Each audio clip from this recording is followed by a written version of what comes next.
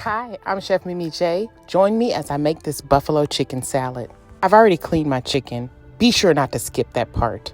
To season it, I use onions, peppers, celery, my own house blend, and ranch powder. I put a little butter and buffalo sauce in the pan and then massage everything all together. While arranging the chicken in the pan, I make sure to get some of that butter and spices under the skin.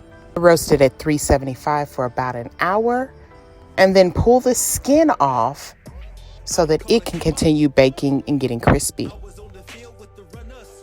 To my chopped up chicken, I'm going to add in egg, relish, sweet onion, and celery. Now, my people might come after my card for these next two ingredients, but just bear with me for a moment here, okay? Come on, let's finish up.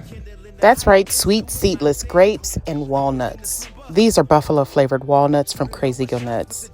I then add in my mayo, a little bit of mustard, and some more buffalo sauce. The sweetness of the grapes really works very well with the heat from the buffalo sauce. Crunchy nuts are so flavorful in this dish. Oh yeah, remember that chicken skin? That's how I'm going to serve myself this chicken salad, therefore making it keto friendly. I hope you enjoyed this recipe. Thanks for watching.